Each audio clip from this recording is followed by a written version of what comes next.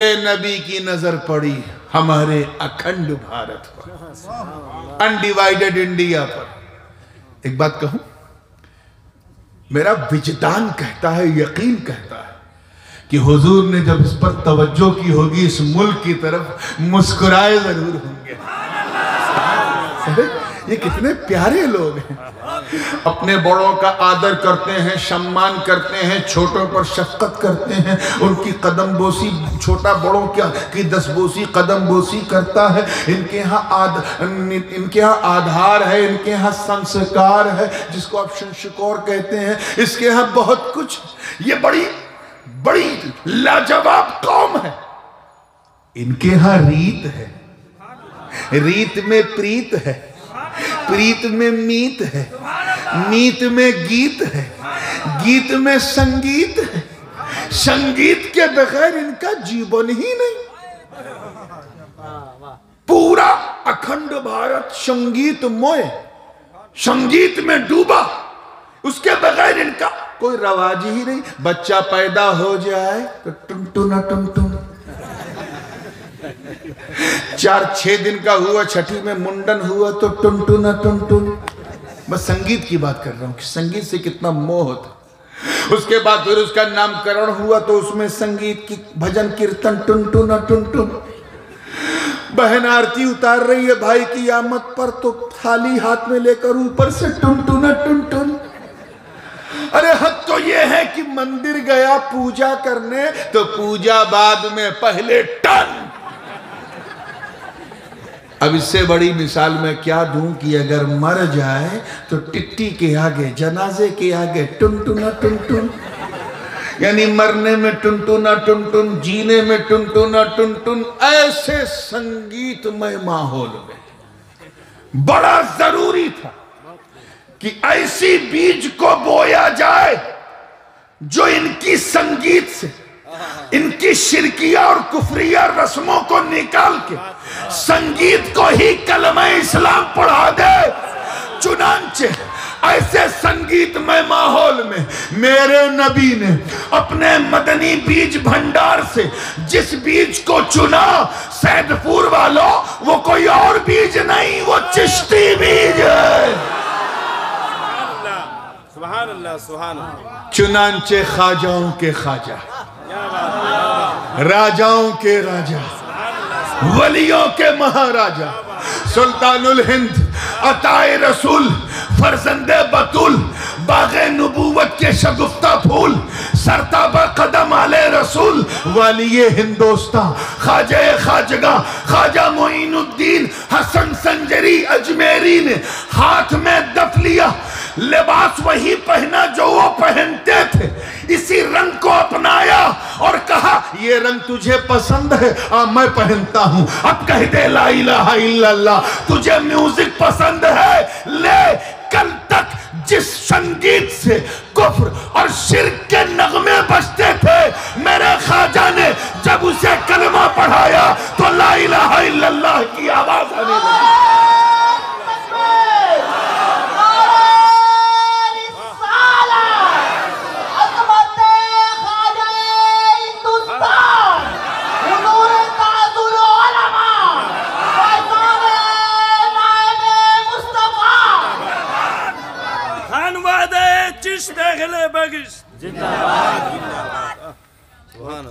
याद रखना, हम अपने इस उपमहाद्वीप भारत में कादरी भी हो सकते हैं, नक्शबंदी भी हो सकते हैं, सोहरवर्दी भी हो सकते हैं, मदारी भी हो सकते हैं, हर सिलसिले से हो सकते हैं। हम अपना ज़मीर जैसा चाहे बना लें, मगर हम अपना खमीर नहीं बदल सकते, खमीर नहीं बदल सकते। और खमीर ये है कि हम नहीं चिश्ती तो अब्बा जरूर होंगे, अब्बा नहीं तो दादा तो डेफिनेटली होंगे, दादा नहीं पर दादा तो 100% होंगे, और वो नहीं तो वो दादा तो होगा जिसने ख्वाजा के हाथ पे हाथ रखकर कलेमा पढ़ा। इसलिए चिश्तियों को आंखें न दिखाओ। ये भारत चिश्तियों का भारत है, बांग्लादेश चिश्तियों का बांग्लादेश है, ये सब कॉन्टिनेंट चिश्तियों का, बहिश्तियों का। अरे हम उस राजा की प्रजा हैं जिसे दिल्ली या ढाका की कुर्सी नहीं चाहिए, वो तो गले में आयतुल कुर्सी का फैजान लेके चल रहा है। नारे रिसालत, नारे विलायत, हुजूर ताजुल उलमा, खानवादे अशरफिया, नबीरा हुजूर मुहद्दिस आज़म। सुभान अल्लाह, सुभान। मैं मुकाबला नहीं कर रहा हूँ कि कौन बड़ा कौन छोटा। आजकल कुछ मौलवी लोग जो मदरसे की रोटी खाते हैं और खानकाह का दलिया उन्हें नहीं मिला, उल्टी सीधी बातें करते हैं, ना खुद समझते हैं ना दूसरे को समझाते हैं। ये बड़े हैं वो छोटे हैं, इस तरह की बातें मैं नहीं पसंद करता। एक शख्स आया था मेरे वालिद साहब की खिदमत में, ये मैंने वाकया खुद अब्बू ही से सुना। हैदराबाद का वाकया है, गालिबन एक वकील था, हाई कोर्ट में प्रैक्टिस करता था। उसने कहा हजरत एक सवाल है, उसका जवाब दे दीजिए। क्या है? कहन मैं आपके पास इसलिए आया हूं क्योंकि आप गौस पाक के बेटे हो और गरीब नवाज के मुरीद हो। आप जीलानी हो, चिश्ती हो। आप न किसी को घटाओगे न किसी को बढ़ाओगे, जो सच है वो बताओगे। ये बताइए गौस पाक बड़े हैं या गरीब नवाज? सवाल किया था, उसकी शामत आई चीज जो गाजी मिल्लत की बारगाह में आए। अब एक काली कोट वाले ये क्यों नहीं मान लेता, दोनों तुझसे बड़े हैं। मैं कौन हूं टेलर मास्टर की तरह टेप लेके बताऊं ये इससे बड़ा है ये इससे छोटा? क्या नहीं हुजूर जवाब चाहिए, इधर उधर जवाब चाहिए तो सुन।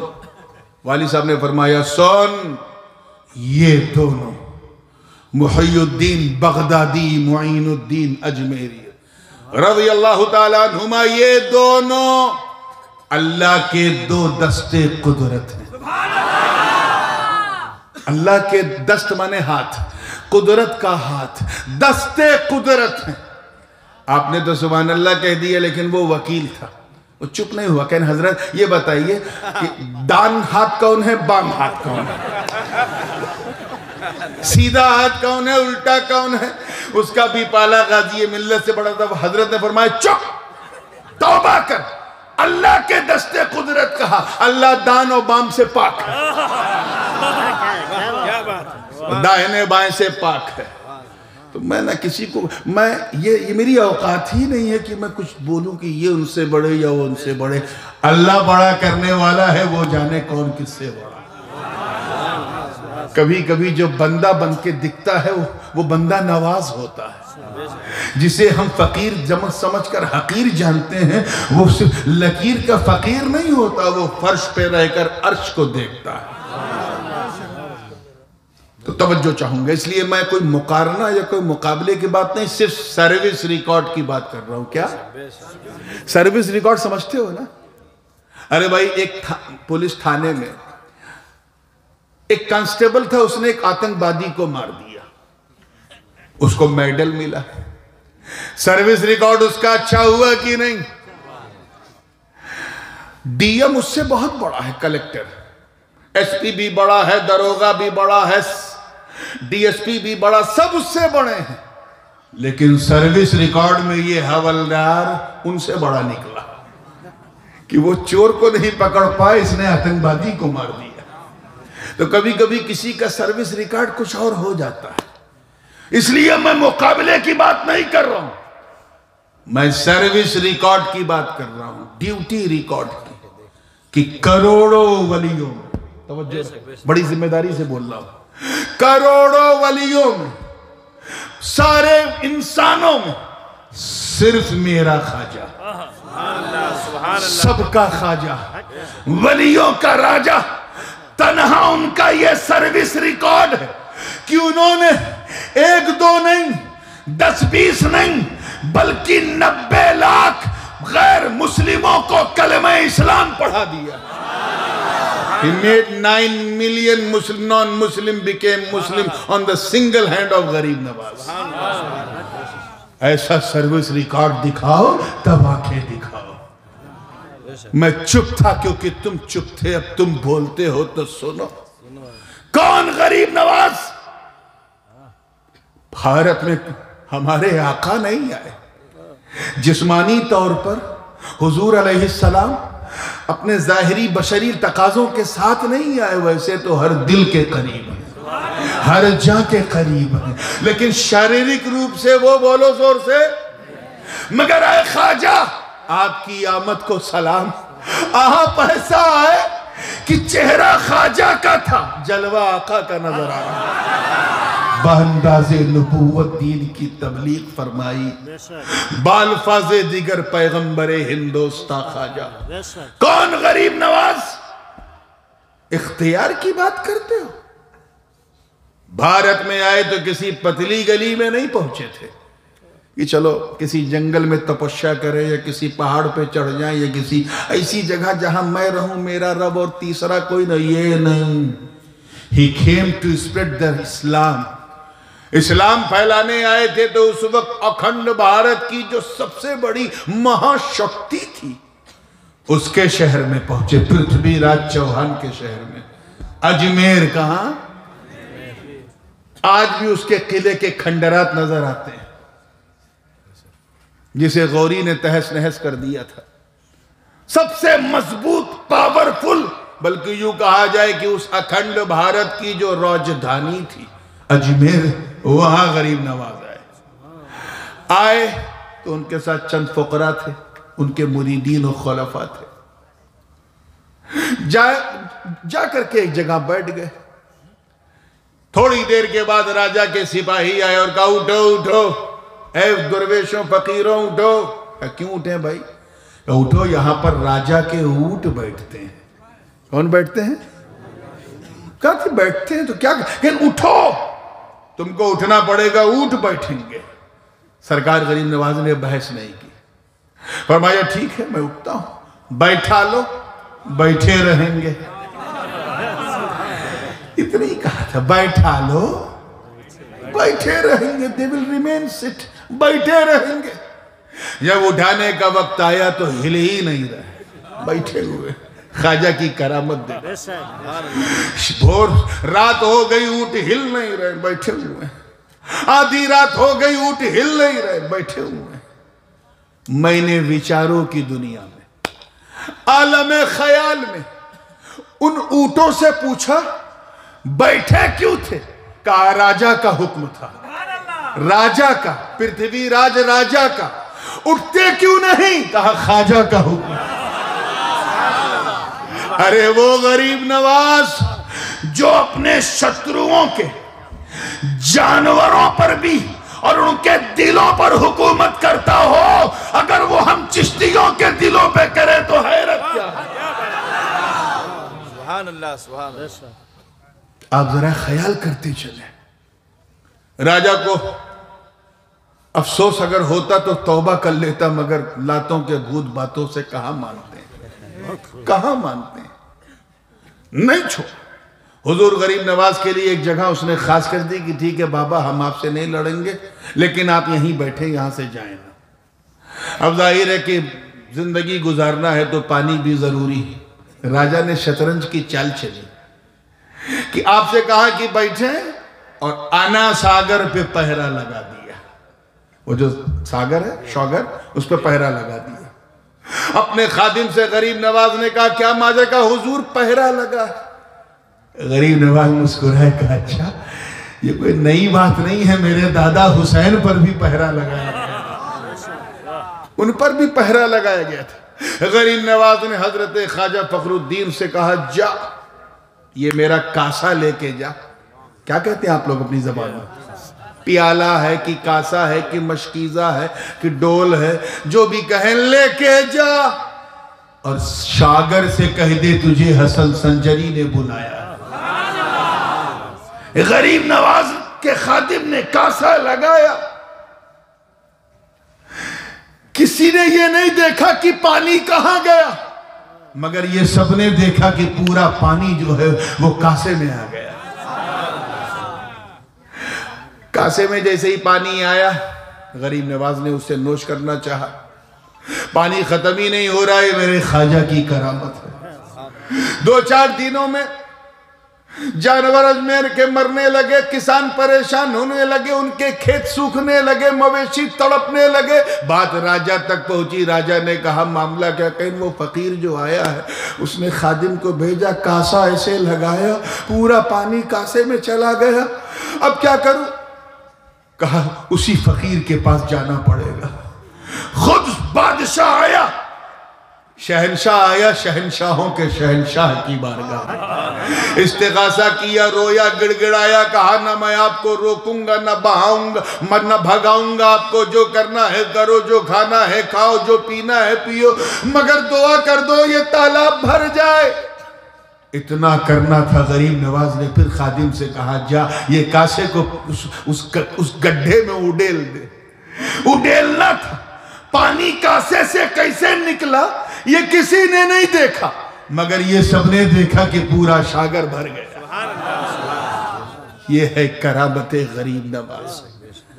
मगर दिल में एक सवाल पैदा होता है कि अजमेर में अना सागर में पहरा लगा दिया सागर पर, तो गरीब नवाज रुके नहीं, करामत दिखा दी। और मेरे गरीब नवाज के अब्बू के अब्बू के अब्बू के अब्बा के अब्बा के अब्बा के अब्बा के अब्बा के अब्बा 13-14 बार कहो तो सरकार मौला हुसैन तक पहुंचो। उन पर जब यजीदियों ने नहरे फुरात पर पहरा लगाया, इमाम हुसैन ने करामत नहीं दिखाई। तवज्जो चाहूंगा, करामत बोलो जोर से, नहीं दिखाई। गरीब नवाज ने करामत दिखा दी पल भर में।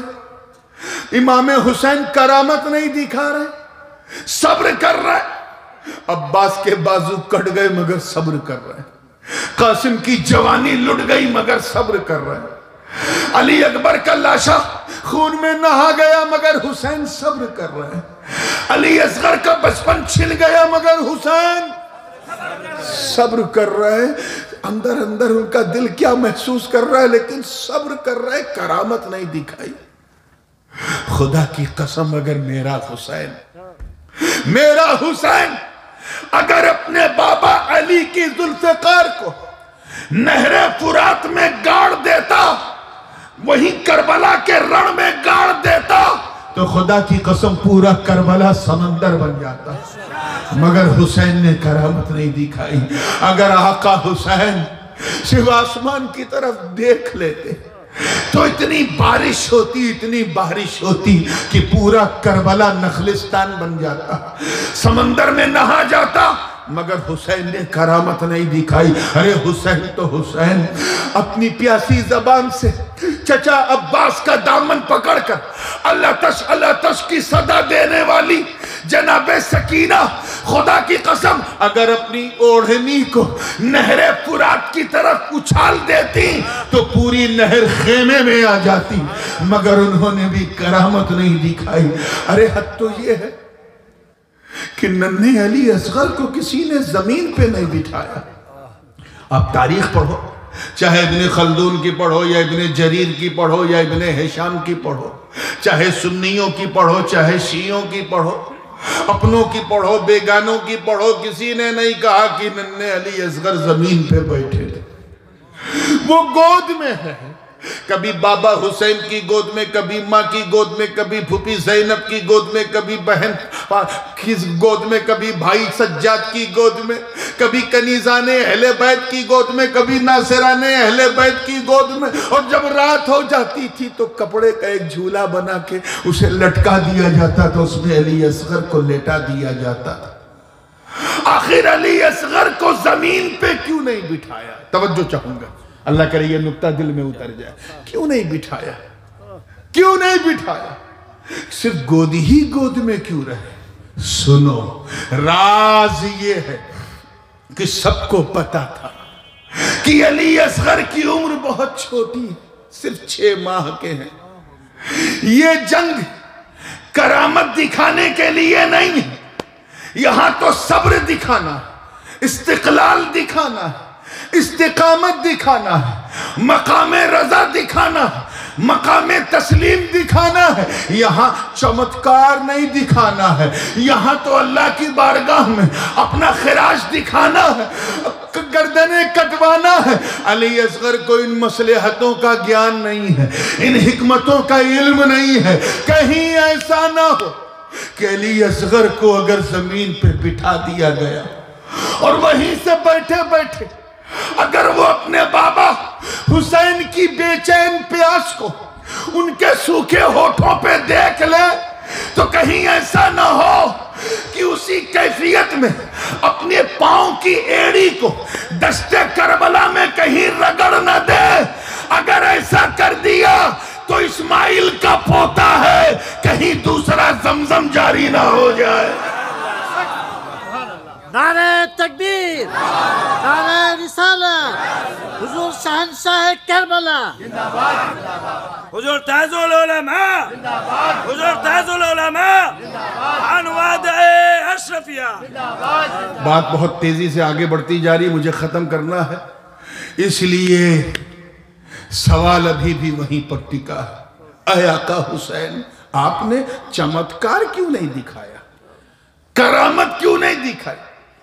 आपके बेटे बगदाद में करामत दिखाएं, अजमेर में करामत दिखाएं, किछौचे में करामत दिखाएं, कलियर में करामत दिखाएं, दिल्ली में करामत दिखाएं, सिलहट में करामत दिखाएं। आका हुसैन आपने नहीं दिखाई, मामला क्या? तो रहनुमाई हुई आलम ख्याल में का सुन, दोनों की ड्यूटी अलग थी। हिंद के राजा की ड्यूटी और जन्नत के राजा की ड्यूटी और, दोनों की ड्यूटी अलग थी और उस ड्यूटी में छुपी हुई ब्यूटी भी अलग थी। दोनों का टारगेट तो एक, लेकिन ड्यूटी अलग थी।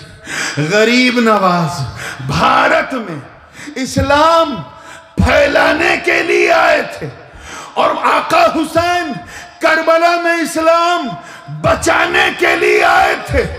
बचाने फैलाने के लिए करामत जरूरी है जो ख्वाजा ने दिखा दिया, और बचाने के लिए इस्तिकामत जरूरी है जो हुसैन ने दिखा दिया। नारे तकबीर, नारे रिसालत, हुजूर ताजुल उलमा, शहंशाह खिताबत।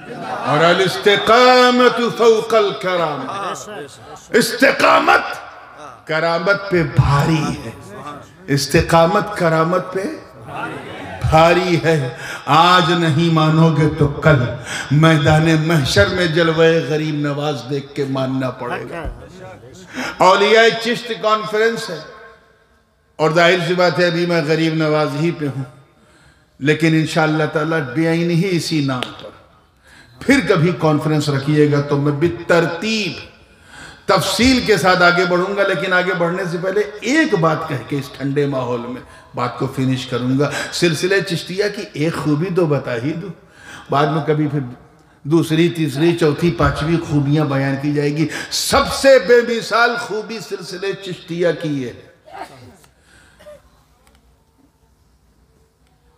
कि ये वाहिद वो सिलसिला है जिसमें दो तारीक़ सल्तनत हैं। अल्लाह की राह में किसी ने अपना घर छोड़ दिया, किसी ने अपनी दुकान छोड़ दी, किसी ने अपना खेत खलियान मकान बच्चों को छोड़ दिया, मगर ये दो ऐसे हैं जिन्होंने अल्लाह की राह में खेत खलियान नहीं अपनी सल्तनत को छोड़ा है, राजपाट को त्याग दे दिया, छोड़ दिया। They rejected the kingdom, they gave up the kingdom. और वो दो कौन है खुश नसीबों, कौन है? एक सुल्तान इब्राहिम बिन अदहम, सुल्तान बिन अदहम, और दूसरे सुल्तान सैयद अशरफ जहांगीर। एक बल्ख के हाकिम थे, दूसरे सिमनान के। चिश्तियों अपनी किस्मत पे नाज करो, ये दोनों कहीं और नहीं, सिर्फ सिलसिले चिश्तिया में। एक गरीब नवाज के पीरों में है, एक गरीब नवाज के मुरीदों में। एक से गरीब नवाज नूर ले रहे हैं, दूसरे को नूर दे रहे हैं। सुभान अल्लाह, बेशक बेशक। ये अहम खूबी है, इसी को सीने से लगा के आगे बढ़ना। और फिर इंशाअल्लाह नेक्स्ट टाइम ख्वाजा कुतुब महबूब इलाही और मखदूम पाक की शान में ये सीरीज चलती रहेगी, रात ढलती रहेगी। मौला करीम अपने करम से हम सबका सुनना सुनाना कबूल फरमाए। व आखिर दावाना अनिल हम्दुलिल्लाहि रब्बिल आलमीन। अस्सलाम वालेकुम।